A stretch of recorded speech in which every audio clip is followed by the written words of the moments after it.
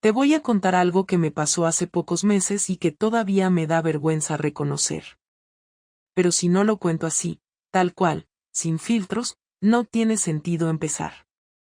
Voy a ir directa, porque la historia no tiene nada de glamuroso ni de heroico. Empieza, de hecho, con una escena bastante ridícula, yo, metida debajo de una cama que ni siquiera era la mía, con el corazón golpeándome en el cuello, escuchando como mi marido decía mi nombre en voz alta, a 3 metros de distancia. Sí, lo primero que oí fue su voz, temblando un poco, diciendo: «Claudia». Y yo, ahí abajo, tragando polvo, preguntándome cómo coño había llegado a ese extremo. No era lo que piensas. No estaba escondiéndome debajo de la cama para meterme con alguien. No. Aún no. Esa parte vendrá después. Ese desastre vino más adelante, cuando ya había cruzado líneas que yo misma había jurado nunca cruzar.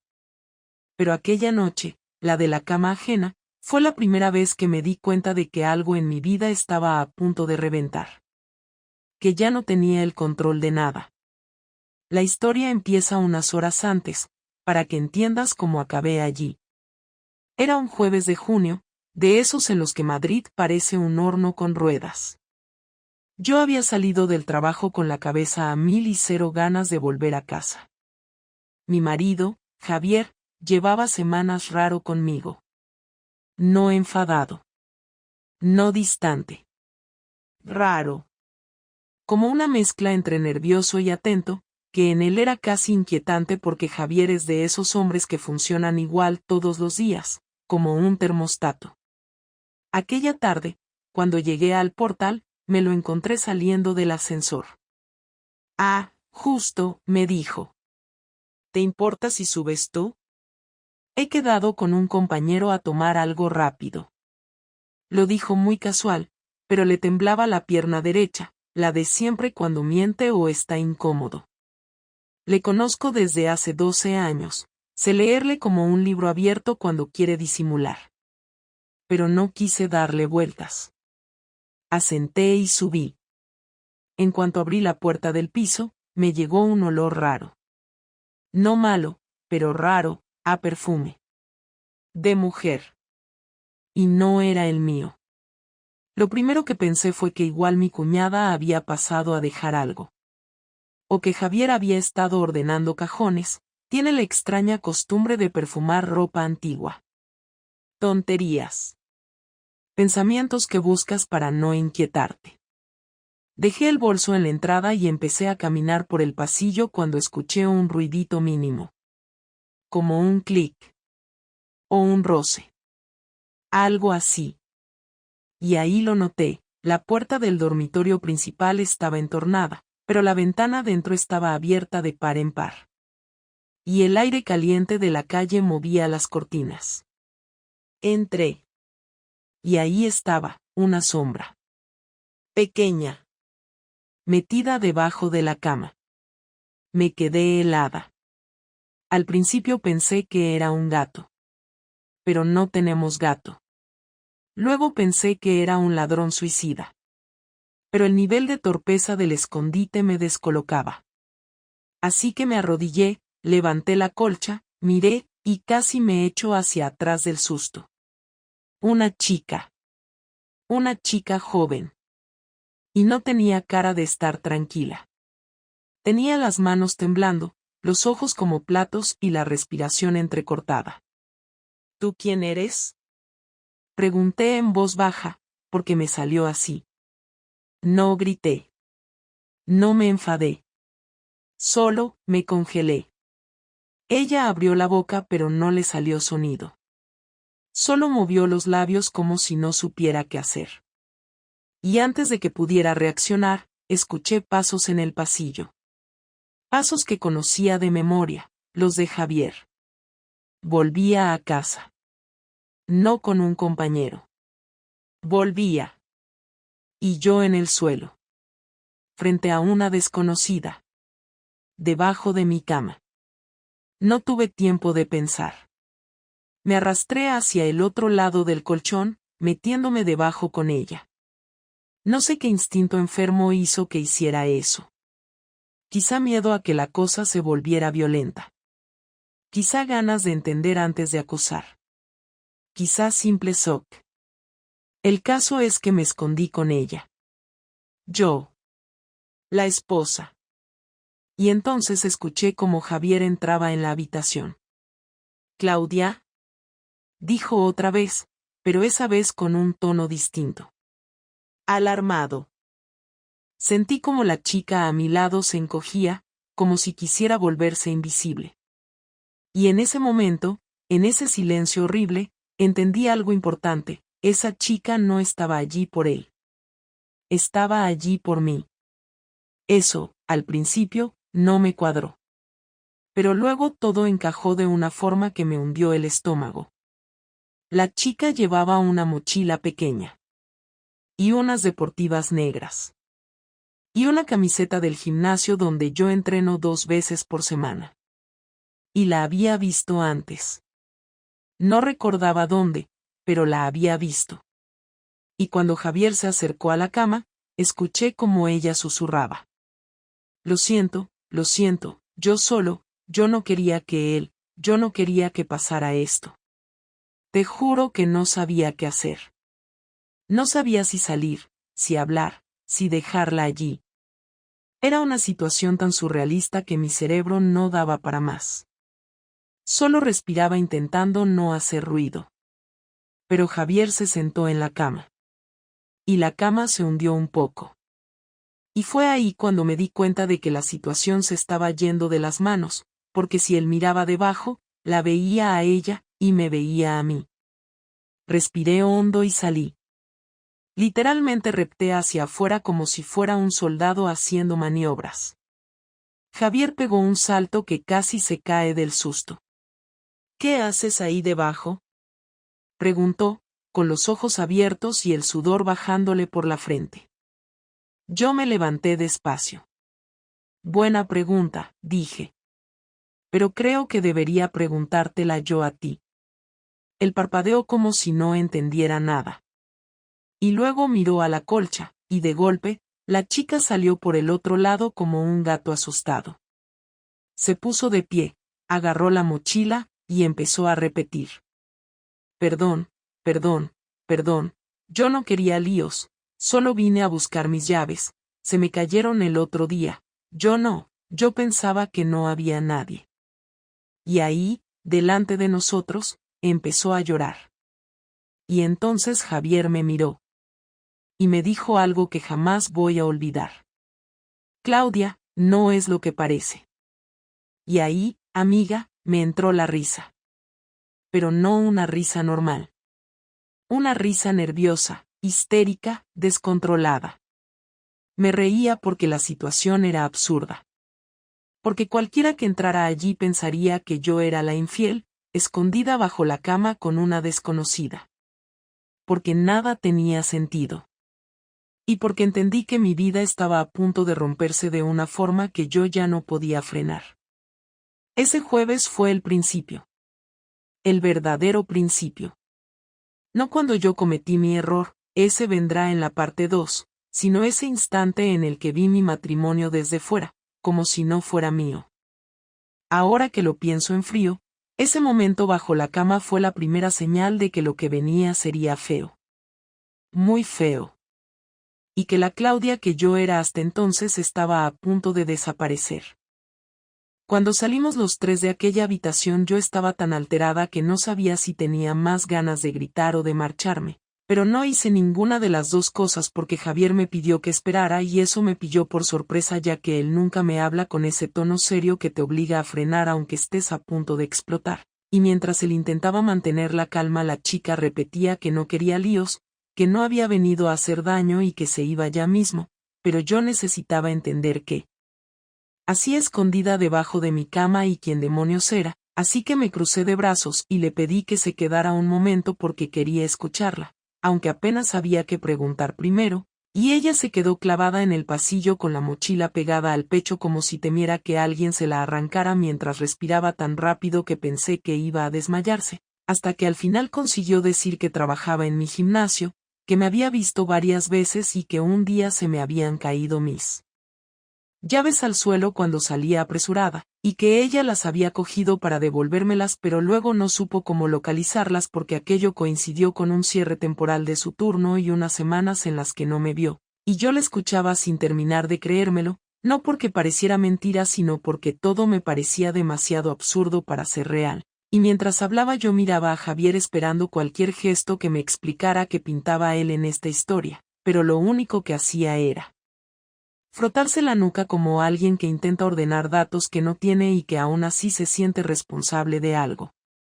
Cuando ella terminó su explicación, que era larga, atropellada y llena de detalles que no sabía cómo encajar, Javier le dijo que podía irse y que ya nos encargaríamos nosotros, y la chica se marchó casi corriendo hacia la escalera mientras yo me quedaba en el salón con una sensación incómoda, como si hubiera entrado en una historia que no era la mía y que aún así tenía mi nombre en la portada, y cuando cerré la puerta me giré hacia Javier y le dije que ahora le tocaba explicarse a él porque lo que había vivido en los últimos minutos no tenía sentido, y él me pidió que me sentara pero yo no quería sentarme porque sentía que si lo hacía me rompería por dentro, aunque al final lo hice porque necesitaba escucharlo sin moverme como una loca por la casa.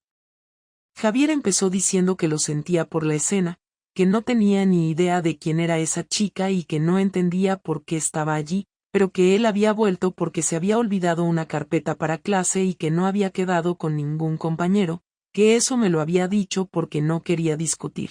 Y aquello me encendió más porque le pregunté si desde cuando necesitaba evitar discusiones inventándose planes falsos, y él respondió que llevaba semanas sintiéndome distante, que cada vez que intentaba hablar conmigo yo estaba agotada o fría o encerrada en mis cosas y que ya no sabía cómo acercarse a mí sin sentirse un intruso. Así que en vez de preguntarme directamente si pasaba algo había empezado a maniobrar como podía, y esa parte me tocó porque era verdad que llevaba semanas distante, aunque yo no lo veía como algo consciente sino como un desgaste silencioso que veníamos arrastrando sin hablarlo.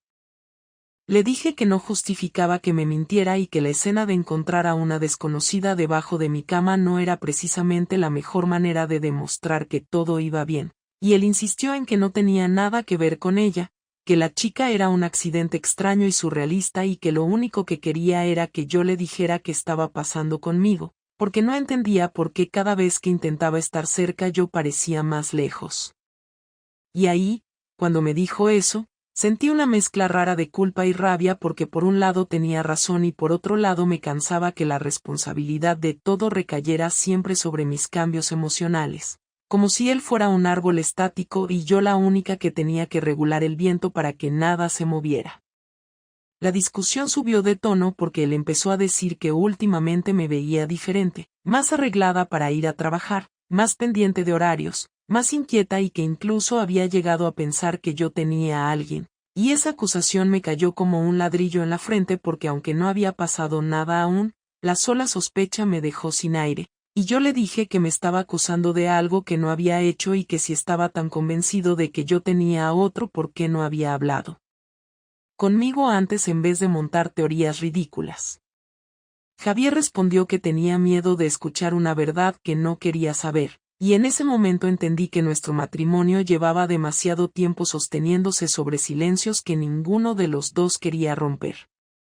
Seguimos discutiendo durante más de una hora, una discusión larga, tensa, agotadora, donde salieron cosas que nunca habíamos dicho, como que yo llevaba años sintiéndome invisible en casa, como que él pensaba que yo esperaba demasiado de él emocionalmente, como que yo estaba empezando a sentirme atrapada por la rutina, como que él creía que mi descontento era una crítica directa hacia él, y aquello fue tan duro de escuchar que hubo un punto en el que los dos dejamos de atacarnos y empezamos a mirarnos con una mezcla de tristeza y cansancio. No lloramos, ni gritamos de forma dramática, fue más sobrio que eso. Fue una de esas discusiones que no llevan a ningún sitio y que aún así te dejan exhausta porque te obligan a aceptar que algo se ha roto, no de hoy, sino de hace mucho. Cuando la tensión bajó y quedamos en silencio, él me preguntó si había algo más que debía saber, si había algo que yo no estaba diciendo, y ahí me bloqueé, porque aunque aún no había ocurrido nada con nadie, si había algo dentro de mí que estaba cambiando de forma peligrosa, una especie de disposición emocional que yo misma estaba intentando ignorar, así que le dije que no había nada más. Y esa mentira fue la primera que le dije con plena conciencia, la primera que dije sabiendo que sí. Había un riesgo, aunque no un hecho. Él me creyó porque quería creerme, y eso me dolió más que todo lo anterior porque en su cara vi la confianza que todavía tenía en mí, aunque estuviera temblando por dentro. Esa noche dormimos en la misma cama, cada uno mirando hacia un lado, sin tocarnos, sin decir nada, y mientras él respiraba a mi espalda yo me sentía en una especie de limbo, como si estuviera observando mi propia vida desde fuera, sabiendo que había empezado una cuenta atrás que yo misma había puesto en marcha sin terminar de entender por qué. No dormí casi nada porque cada vez que cerraba los ojos volvía a ver a la chica debajo de la cama, y no por ella, sino porque aquella escena había servido como aviso, como detonante, como prueba de que mi matrimonio estaba en una cuerda floja mucho más fina de lo que yo había querido reconocer. Al día siguiente, Javier se fue al trabajo sin decir mucho más, solo luego hablamos que no sabía si era una amenaza o una petición de calma, y yo me quedé sola en casa intentando ordenar mis pensamientos, aunque lo que sentía era una mezcla entre miedo, alivio y una inquietud que no sabía colocar, porque parte de mí quería arreglar todo y parte de mí sabía que ya no estaba donde solía estar. Y aunque no lo dije en voz alta, su sospecha, esa que tanto me había molestado, fue la que se me quedó clavada el resto del día, como si me hubiera señalado un camino que yo todavía no había tomado pero que ya estaba mirando demasiado. Esa tarde, cuando sonó un mensaje en mi móvil y vi el nombre que apareció en la pantalla, supe que esa línea que aún no había cruzado estaba más cerca que nunca, tan cerca que si respiraba un poco más fuerte la traspasaría sin darme cuenta. Cuando vi el nombre en la pantalla del móvil me quedé quieta durante unos segundos porque sabía que ese mensaje no era uno más. Sabía que venía en un momento en el que yo estaba demasiado vulnerable y demasiado dispuesta a escuchar algo que no debería escuchar. Y aún así lo abrí sin pensarlo demasiado ya que llevaba días sintiendo una especie de necesidad que no sabía cómo explicar pero que me empujaba a responder cada vez que él aparecía. Y el mensaje decía que si estaba bien porque me había visto extraña la última vez que coincidimos en la oficina, y aunque era una frase simple, noté en su tono esa atención que yo llevaba tiempo echando de menos en casa. Así que empecé a escribir sin detenerme pero borré varias frases antes de enviar nada porque no quería parecer desesperada aunque la realidad es que por dentro me sentía completamente descolocada después de todo lo que había pasado con Javier, así que al final contesté que había tenido una semana intensa y que me venía bien desconectar un poco. Él respondió enseguida diciendo que si quería tomar un café después del trabajo podíamos quedar cerca de Gran Vía, que conocía un sitio tranquilo donde podríamos hablar sin prisas. Y aunque mi primera reacción fue decir que no porque sabía que no debía ponerme en una situación que pudiera complicarse, también sabía que justo por eso me atraía la idea, porque llevaba meses sintiendo que no tenía a nadie con quien hablar de forma sincera sin sentir juicio o tensión, y él aparecía justo cuando mi matrimonio estaba en su peor momento, así que después de pensarlo un rato le dije que sí, que me venía bien quedar un rato sin agobios. El resto de la tarde se me hizo eterno porque no paraba de imaginar cómo iba a ser la conversación, si iba a preguntarme demasiado, si yo sería capaz de mantener la distancia que debía, si mi rostro delataría todo lo que llevaba guardando en silencio desde hacía meses. Y mientras trabajaba apenas conseguí concentrarme ya que cada correo y cada llamada me parecían un ruido de fondo mientras mi cabeza estaba puesta en la cita que no debía tener. Cuando salí de la oficina decidí caminar hasta la cafetería para despejarme, aunque no funcionó del todo porque cuanto más me acercaba más consciente era de que lo que estaba a punto de hacer tenía un peligro real, no físico, sino emocional, porque estaba entrando en una zona donde sabía que podía perder el control de mis decisiones. Cuando llegué él ya estaba sentado en una mesa apartada, mirando su móvil, pero en cuanto me vio levantó la vista y sonrió de una forma que me desarmó porque era una sonrisa que transmitía interés genuino y eso era algo que últimamente no recibía en casa. Así que me senté frente a él intentando mantener una expresión neutral aunque por dentro sentía algo parecido a un hormigueo que no sabía si era nerviosismo o necesidad de sentirme escuchada. Empezamos hablando de cosas simples, del trabajo, de cambios en el departamento, de una reunión que había salido mal el día anterior, pero poco a poco él fue acercando la conversación hacia mí, preguntándome si la discusión con Javier había sido tan grave como yo parecía indicar cuando me vio en la oficina, y ahí dudé entre mentir o sincerarme. Decidí no contarlo todo, pero sí le dije que llevábamos una temporada complicada, que la comunicación se nos estaba cayendo a pedazos y que encontrar a una chica escondida debajo de mi cama no había ayudado precisamente a mejorar las cosas. Y él abrió los ojos sorprendido y apoyó los codos sobre la mesa para escucharme mejor, preguntándome qué había pasado exactamente porque la historia sonaba tan extraña que quería entenderla bien, y se lo conté sin adornos porque necesitaba sacar aquello de mi cabeza y porque él escuchaba sin interrumpir, algo que me hizo sentir un alivio raro, casi incómodo por lo necesario que me resultaba. Cuando terminé él se quedó en silencio un rato y después dijo que entendía por qué estaba tan descolocada y que en mi lugar él también estaría recibiendo todo de forma confusa. Y esa frase me hizo sentir validada de una manera que llevaba demasiado tiempo sin experimentar. La conversación avanzó con una naturalidad que me sorprendió porque no me sentía juzgada ni observada de forma incómoda, aunque sí notaba algo más en su mirada, una especie de interés que iba más allá de lo profesional pero que él no expresaba de forma directa, lo que hacía que todo se volviera más tenso sin necesidad de que ninguno de los dos dijera nada explícito. Cuando llevábamos más de una hora hablando me dijo que si quería podíamos dar un paseo ya que la cafetería estaba llena y empezaba a resultar ruidosa, y acepté porque sentía que quería seguir hablando con él, no porque tuviera algo importante que decir, sino porque su presencia me calmaba y al mismo tiempo me activaba, algo que en mi situación era una combinación peligrosa pero también adictiva. Caminamos por las calles del centro mientras él me contaba cosas de su vida que yo desconocía, como que su última pareja lo había dejado porque decía que él era demasiado intenso emocionalmente, y recuerdo que esa confesión me impactó porque justamente eso era lo que yo llevaba años pidiendo en mi matrimonio sin conseguirlo. Y escuchar que él lo ofrecía de forma natural me tocó más de lo que debería haberme tocado. Seguimos andando hasta llegar a una esquina menos transitada, donde él se detuvo y me preguntó si realmente estaba bien, pero esta vez no lo dijo como curiosidad, sino con un interés profundo que me desarmó completamente, y mi respuesta tardó en llegar porque estaba luchando contra mis propios impulsos, ya que una parte de mí quería apoyarse en él para no sentirme tan perdida y otra parte sabía que hacerlo podía traer consecuencias que no estaba lista para asumir.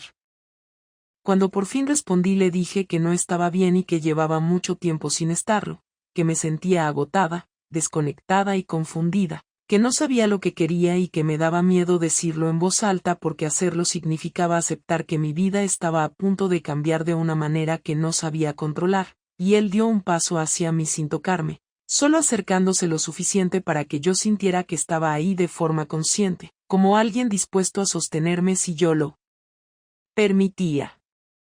Ese gesto me puso muy nerviosa porque mi cuerpo reaccionó antes que mi cabeza, y aunque él no hizo nada inapropiado, su cercanía despertó una tensión que llevaba meses acumulada y que en ese momento salió a la superficie sin que yo pudiera contenerla.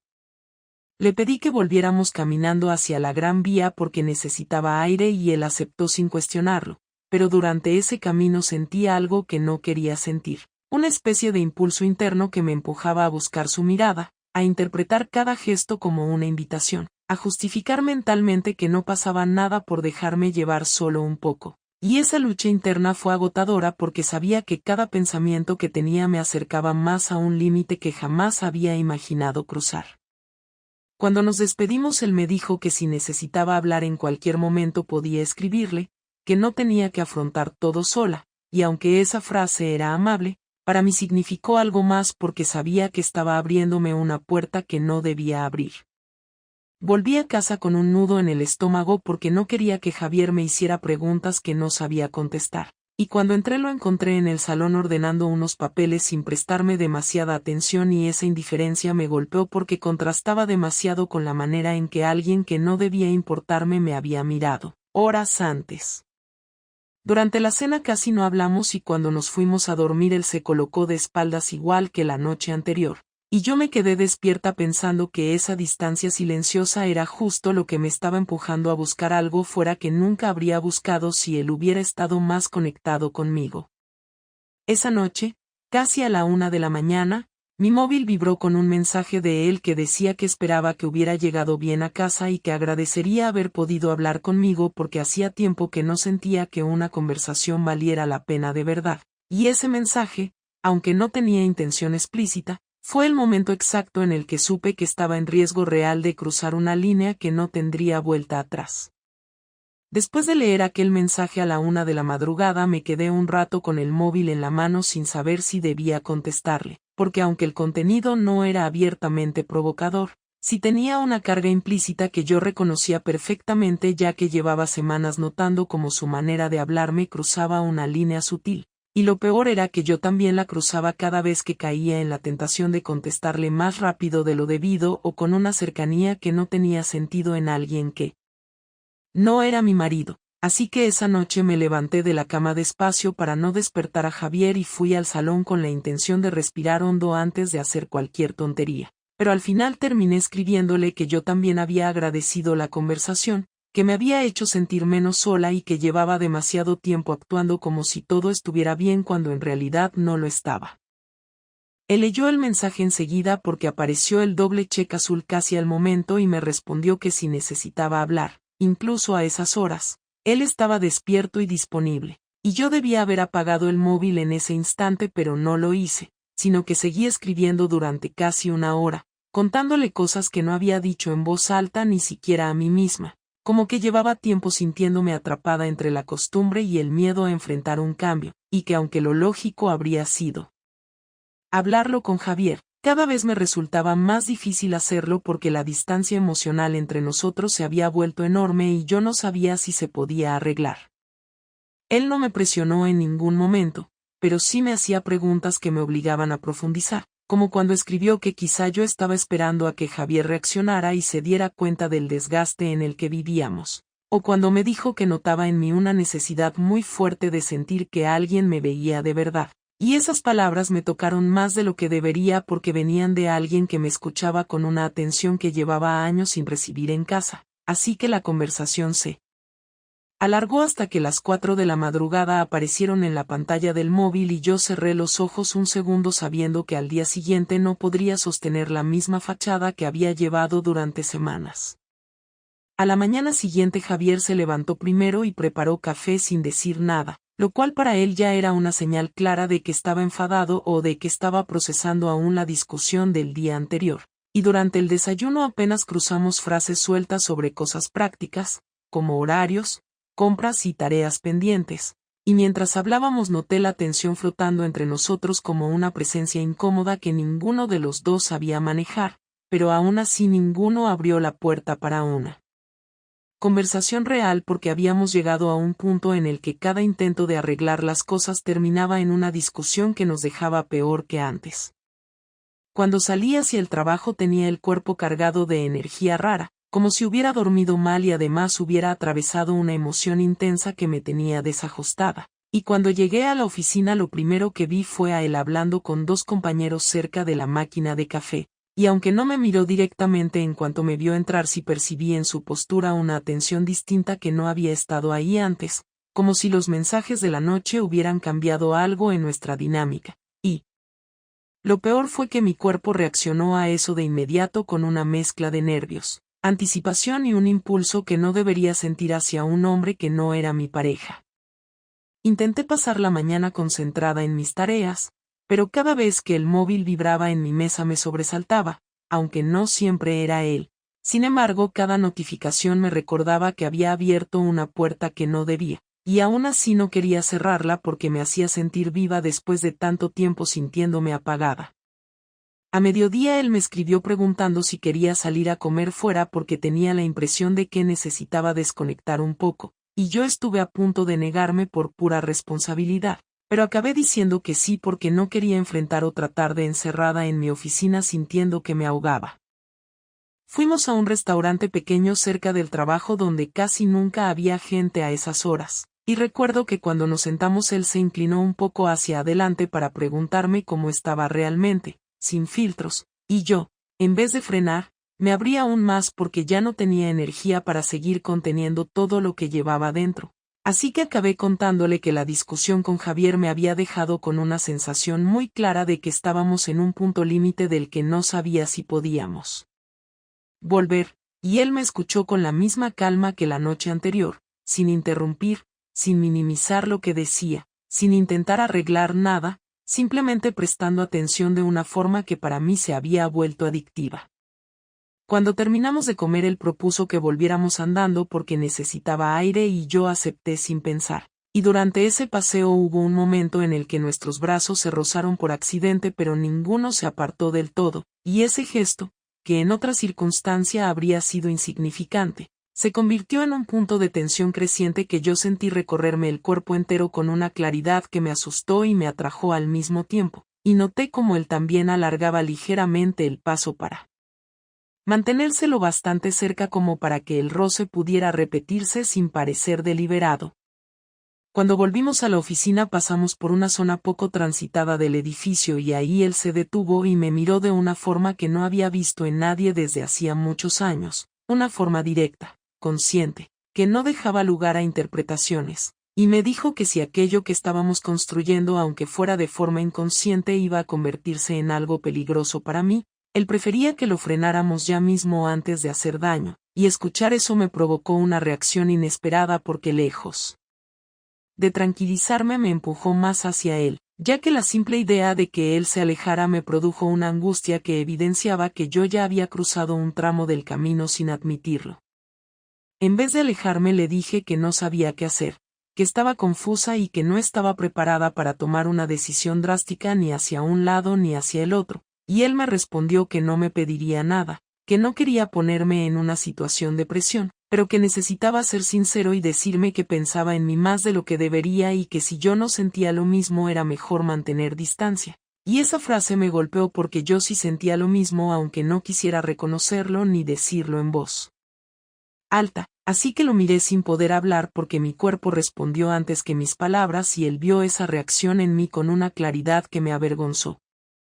Terminamos la jornada con una tensión tan evidente que cada vez que nuestros ojos se cruzaban tenía que mirar a otro lado para no dejar que se me escapara lo que estaba sintiendo. Pero cuando llegó la hora de irme él me escribió diciendo que si necesitaba hablar aunque fuera 10 minutos él estaba cerca del edificio, y aunque yo sabía que debería haber tomado otro camino, bajé las escaleras con el corazón acelerado y salí a la calle donde él estaba apoyado en una farola mirando hacia mí como si me hubiera estado esperando desde hacía rato.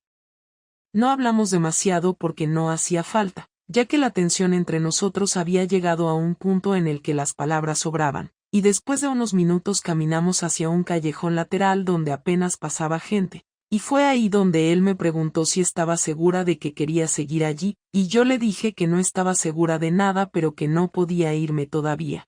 Y esa respuesta fue la confirmación que él necesitaba para acercarse lo justo para que yo sintiera su respiración cerca, y, aunque mi cabeza gritaba que debía irme, mi cuerpo hizo lo contrario y acortó la distancia que quedaba. El beso llegó sin brusquedad, sin prisa, sin esa sensación de película que tantas veces exagera las cosas, fue un gesto directo, claro, inevitable, que rompió en un instante esa frontera que yo había mantenido durante años, y en cuanto nuestras bocas se encontraron me di cuenta de que acababa de cometer un acto que cambiaría todo lo que venía después porque ya no había forma de volver atrás, y aún así no me aparté, no lo frené, no hice nada para detener lo que llevaba meses creciendo dentro de mí y que ahora se volvía real.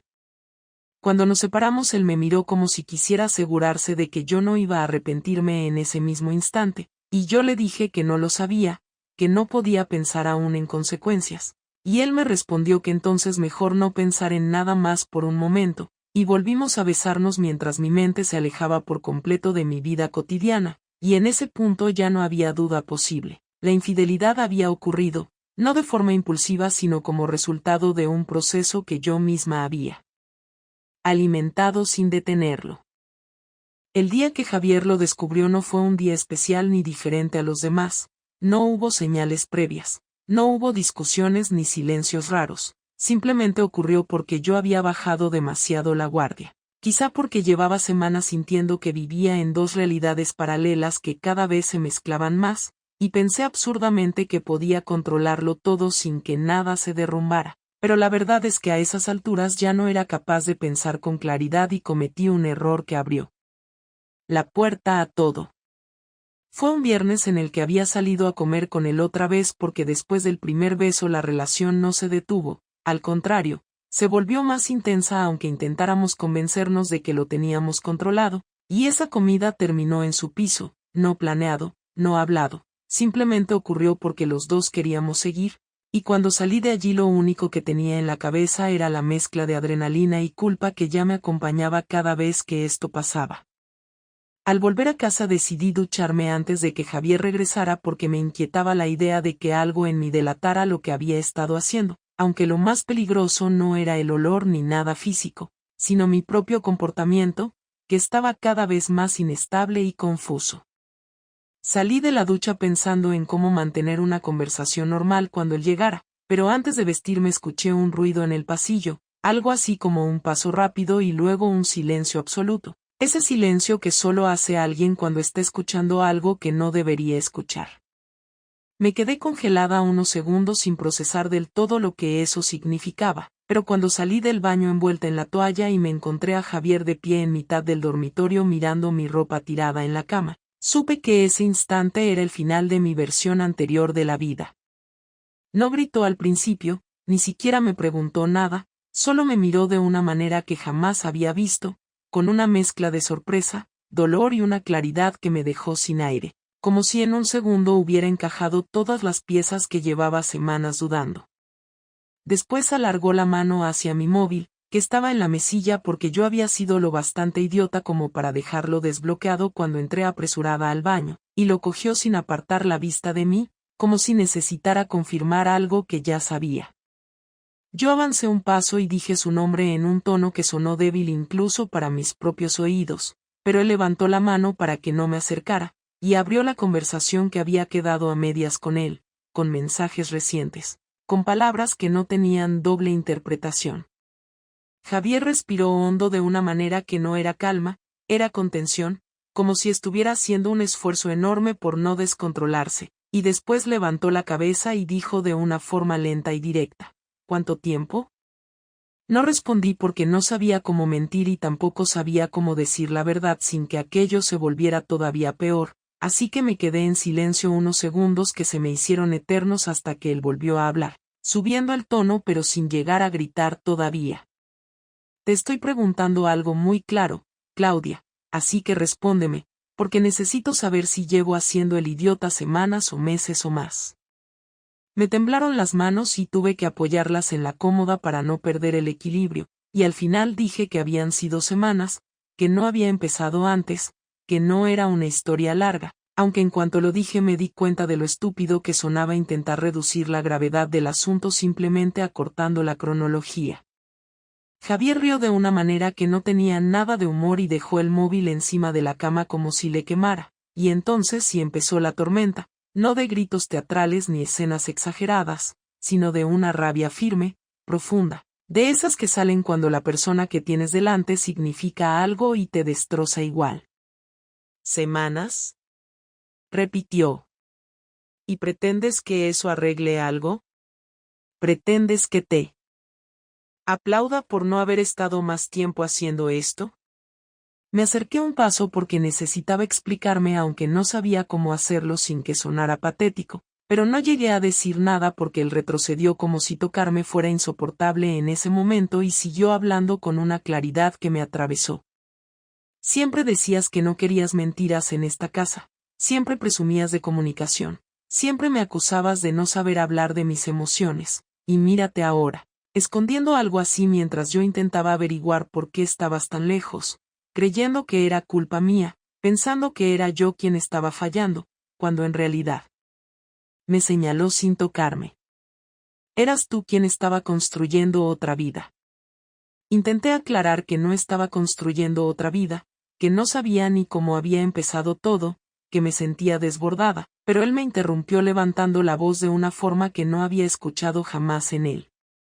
No me digas que no sabes cómo empezó, porque claro que lo sabes, La gente no se cae accidentalmente en otra cama, Claudia. No tuve forma de defenderme porque sabía que tenía razón, y me limité a bajar la vista mientras él caminaba de un lado a otro como alguien intentando contener algo que le supera, hasta que de pronto se detuvo frente a mí y dijo algo que me dejó sin respiración. ¿Es mejor que yo? Esa pregunta me golpeó porque era el tipo de pregunta que no se debe responder nunca, la que solo nace de un dolor profundo que intenta encontrar algo concreto para entender lo que no tiene explicación lógica. Le dije que no era ese el motivo, que no estaba buscando algo físico sino algo emocional que llevaba tiempo sintiendo que faltaba, pero en cuanto lo dije me arrepentí porque vi su expresión cambiar, no hacia rabia sino hacia una mezcla de decepción y comprensión amarga, como si esa frase hubiera confirmado el peor miedo de su vida.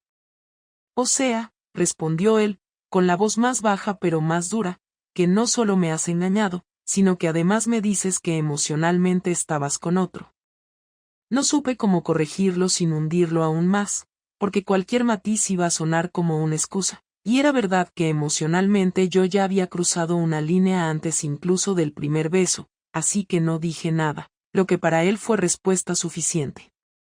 Él dio un paso atrás y se apoyó en la pared como si necesitara sostenerse, y después se cubrió la cara con las manos durante unos segundos hasta que volvió a mirarme con una expresión que nunca olvidaré. La chica debajo de la cama, dijo de pronto, ¿tenía razón? Ese comentario me descolocó porque no entendía a qué se refería, pero entonces añadió, le escuché antes de que salieras del baño, le escuché llorando y diciendo que no quería que él pensara que ella estaba contigo por otra cosa. Mi estómago se contrajo en seco porque hasta ese momento no había sido consciente de que la presencia de aquella chica, totalmente ajena a mi vida, había contribuido a romper el hilo que sostenía mi matrimonio, y él me lo estaba diciendo con una frialdad que solo aparece cuando el golpe es tan grande que ya no queda energía para gritar. Cuando intenté acercarme para explicarle que aquello había sido una coincidencia absurda, él levantó la mano otra vez y me dijo que no quería escuchar más, que necesitaba salir de esa casa antes de decir algo de lo que se arrepintiera, y sin darme tiempo a reaccionar se metió en el vestidor, cogió una mochila y metió ropa sin orden ni criterio. Lo seguí hasta la puerta intentando decir algo más que no sonara como una súplica, algo que no fuera un perdón automático, pero lo único que conseguí decir fue su nombre, y él respondió sin girarse. No sé si mañana seguiré queriendo escuchar nada de esto, pero hoy no puedo, hoy no quiero mirarte porque no sé cómo hacerlo sin romper algo irreparable. Lo vi marcharse sin cerrar la puerta de golpe, lo hizo despacio, lo cual dolió más porque significaba que la rabia había dado paso a una tristeza mucho más profunda, y cuando la puerta se cerró supe que ese sonido marcaba un antes y un después. Me quedé de pie en mitad del salón con el cuerpo entumecido y una sensación de vacío que no había sentido nunca, y mientras intentaba asumir lo que acababa de pasar me di cuenta de que esa era solo la primera parte de su reacción, porque no conocía a Javier enfadado de verdad, no sabía cómo iba a responder después, ni qué pasos iba a tomar, pero sí sabía que lo que venía no sería suave, porque él no era de venganzas impulsivas, era de decisiones pensadas, y eso me daba más miedo que cualquier grito. Si quieres que continúe con la parte en la que Javier lleva a cabo la venganza fuerte, tangible y devastadora que pediste.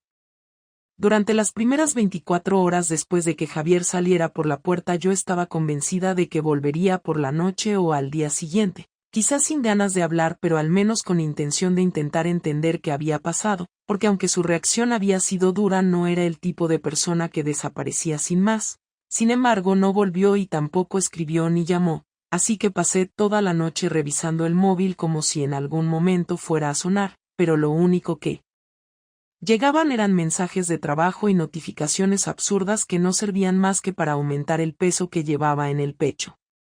Cuando amaneció intenté mantener algo de normalidad ordenando la casa y preparando café, pero cada pequeño gesto me recordaba que esa normalidad ya no existía y que no tenía idea de dónde estaba Javier ni de qué estaba preparando, porque lo conocía lo suficiente como para saber que no se quedaría quieto sin tomar alguna decisión concreta, ya que si algo tenía él era la capacidad de actuar en frío cuando se sentía traicionado.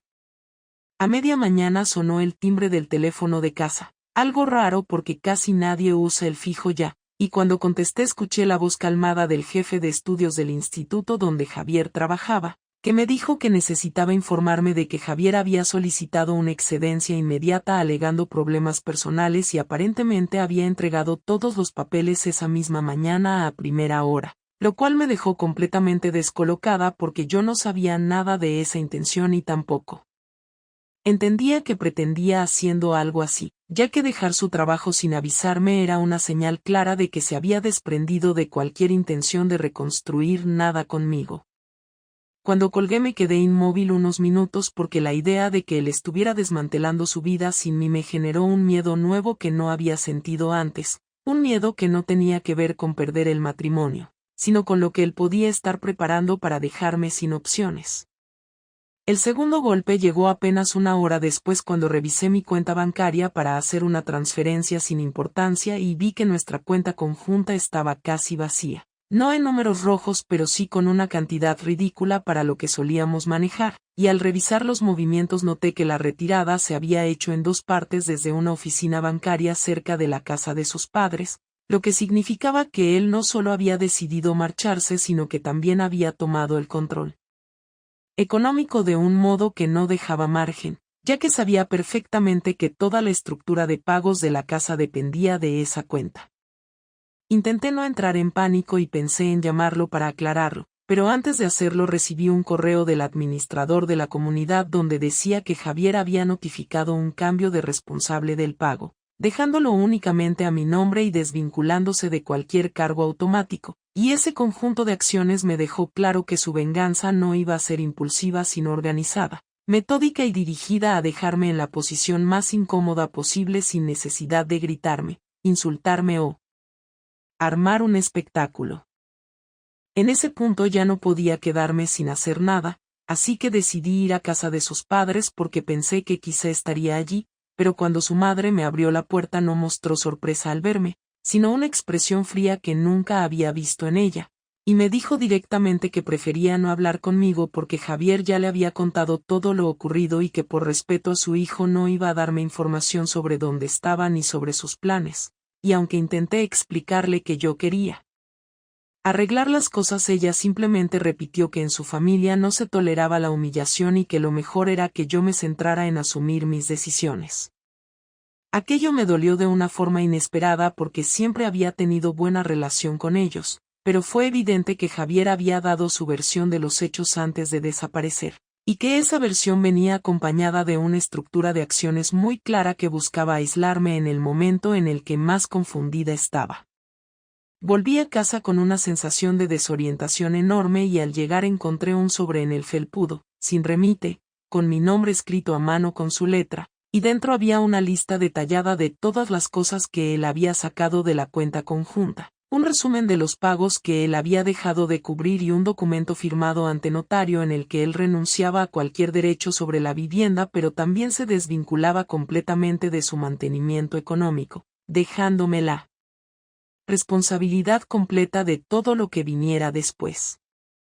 En la parte final del documento escribió una frase larga, sin insultos, sin dramatismos, que decía que esperaba que la vida que yo había elegido fuera suficiente para sostener lo que había sacrificado, y que él prefería retirarse antes que convertirse en un segundo plato emocional al que yo acudiera solo cuando me sintiera vacía.